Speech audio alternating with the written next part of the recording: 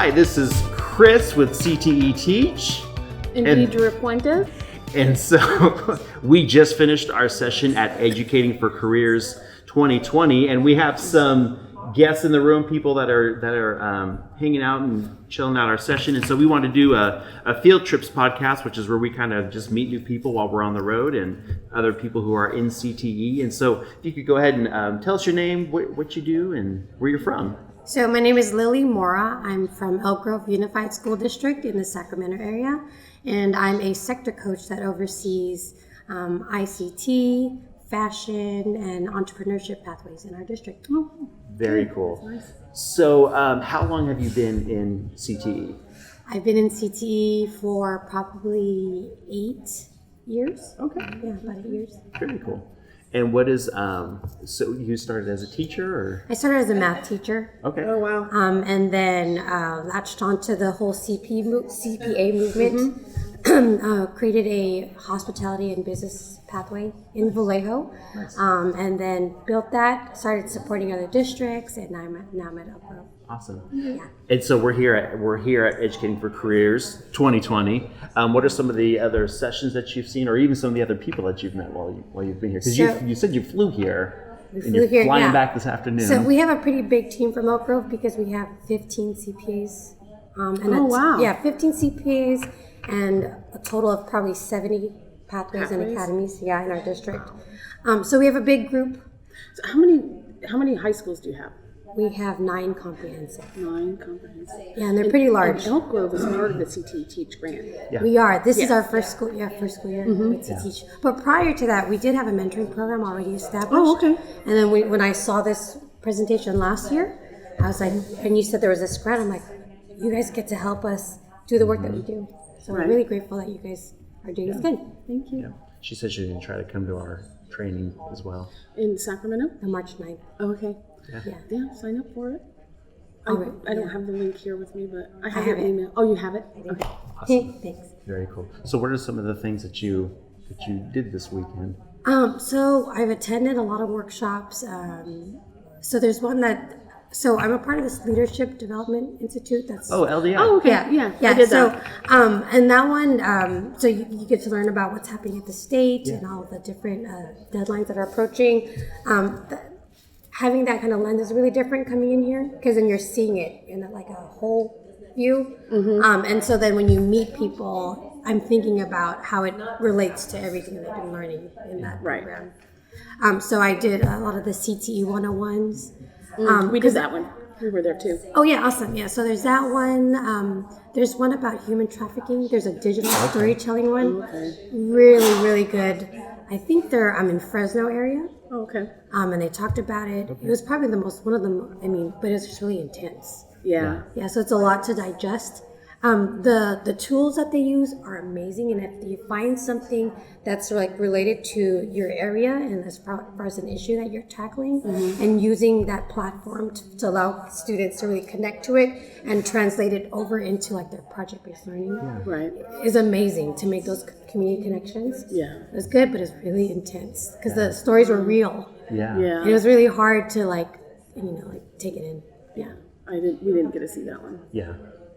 We saw a really cool art one yesterday. It was about an entire theater program, which Arts, Media, and Entertainment. Yeah, which is CPA, I believe. Which is interesting to me that the theater of their high school, the theater department, fell under CTE, and kids are doing set design, so they're learning construction. Yeah. They're doing costume design, so they're doing all the sewing and everything, and writing scripts, and it was really cool. And they had a lot of relationships with the industry in their area. So they had a lot of people that would come in and co-teach and do presentations. That's really nice.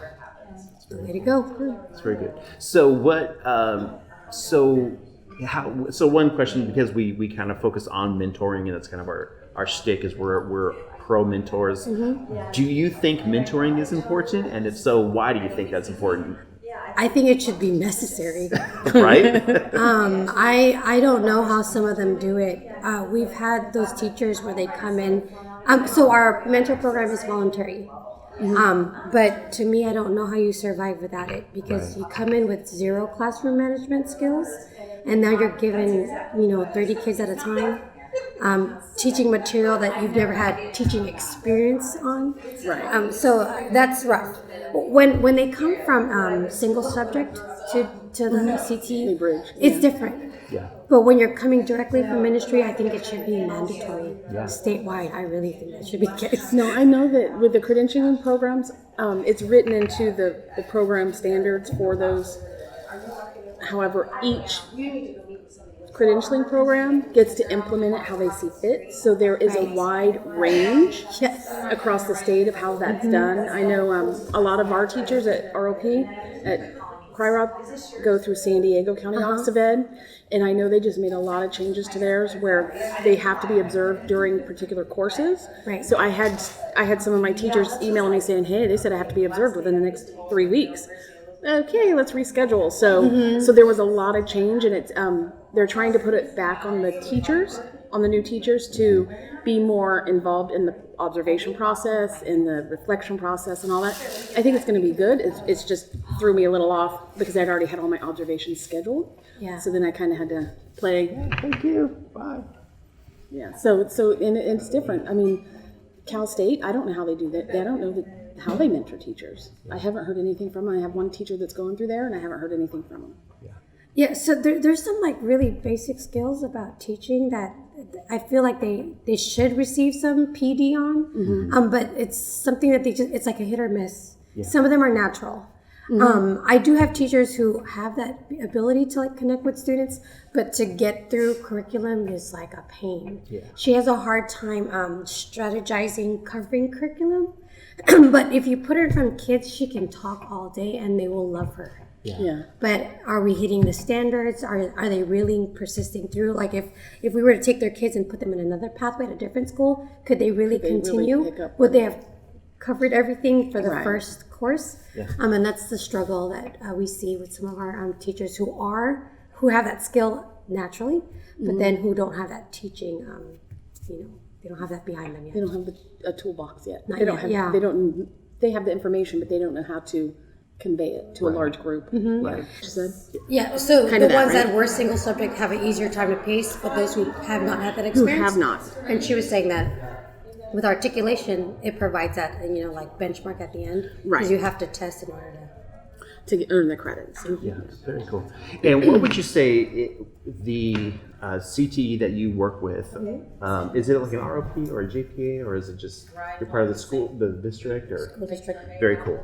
What would you say are some of the strongest industry sectors that you guys have up there? So it depends on what aspect, but when it comes to industry partnership, our AME is really strong. Oh, that's cool. Because of we have somebody in our district who's just really connected in the industry, and so he's working with anybody that's local, and then even people in LA that are directly in that industry, supporting remotely also. Nice. This Sheldon High School, we have a K9 Studios, which is animation, Yeah. and they come in maybe like at least once a week. There's somebody walking in from the industry supporting students in their projects. That's awesome. Wow, that's great. That's really neat. And I think it's also, I'm just thinking of when we watched the AMA presentation yesterday, was that another presenter that was with the main teacher of the courses said that if she ever left, I don't know how we would continue. So Right. I think it gets to that point where you have somebody who's so ingrained in the pathway or the academy that if they left, you would want to make sure that other people at your site have also developed those relationships so that it can continue after. I think that's going to be the next big thing, sustainability of our programs Right. after coordinators have retired or left. Right. Yeah. It's going to be the next thing. Yeah, that's cool. I think we're pretty strong medical, I think. We have a lot of medical. I think every one of our campuses is medical. Yes, I remember last year you talked about the online courses, Mm-hmm. right? You guys Yes. were piloting, getting that credit Yeah. was it via Canvas or I can't remember which. They do system. offer it in Canvas this Yeah. year. I don't know if it was Yeah. last year or not, but Yeah, I remember that was cool. Yeah, it's fun. We like to make if we're really big on if it doesn't exist, we just make it ourselves. So Yes. that's Yeah. one of those things that like, well, we can't find it. Let's just make our own. right. So So, and I think they have about 130 students signed up for our online classes this semester. Is it also part of your credit recovery for the students who? Well, it is. it ends up being that way. It wasn't intended to be used. However, a lot of it's up to the counselors to recommend a student to be enrolled, and a lot of times it's students that need that extra time that that don't have enough room in their schedule. Yeah, some of it's like the medical one we showed. That one works really well as if a student wants to get in further along in a pathway, like into a certified medical assistant class, and they have to have medical terminology before they go in there.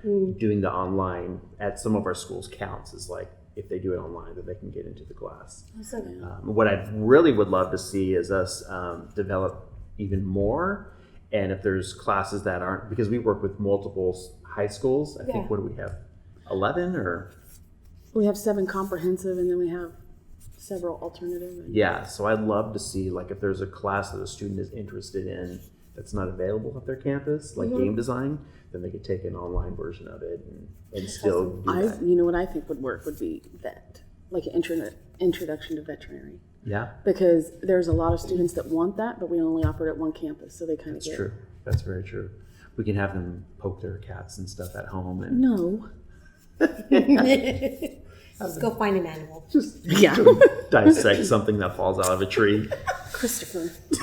Oh, what am I going to do with you? So we talked about mentoring. One of the things we like to do is we'll get ready to wrap this up. Is we always like to ask people like, who would you say your mentor was, or do you have a mentor, somebody who inspired you? Doesn't necessarily have to be somebody at work. It could be a family member, a former teacher, but who would you say is somebody who has inspired you, and why was that? So actually my former biology teacher is Mike Santos, and he's a director at Antioch Unified. And he's someone that's been pushing me to continue to grow professionally. And I actually had no plans on being a teacher. Oh, yeah. Yeah, and so I All was, of us. yeah, I was pre-law in college, and then Yeah. realized this is not my field. When I graduated from college, I came home and he's like, I was doing statewide conference coordinating when I graduated from college. And so he was like, why don't you try the classroom? So he stuck me in one as a sub. Oh, yeah. Yeah, but it was like, but he stuck through with me. Like The whole time. He didn't. to figure out like what was the subject I was going to be best at, and then pushed me to apply for the CPA. I mean, constantly pushing me, encouraging me, probably like 2-3 times a year to get my admin credential, because he feels like this is the next step. Right. That would make sense for him about how he feels towards me. But he's somebody that's really encouraged me to continue to grow. That's great. Yeah, and so that's someone. I need that kind of encouragement, because you can get stuck, especially if you get comfortable in your position. Yeah. Yes, I know that very well. There's always room to grow. That's right. That's right. Very cool. Well, thank you for listening. This was actually our very first field trip podcast, where we're just podcasting where we happen to be. So thank you guys for all listening to this. Short and sweet. And thank you so much for volunteering to sit down with Dee and I. And again, we hope you have a safe flight home. And Thank you. we have a safe drive home and everything. And we'll hopefully see you in March. At our next training. All right. Thank you. Bye.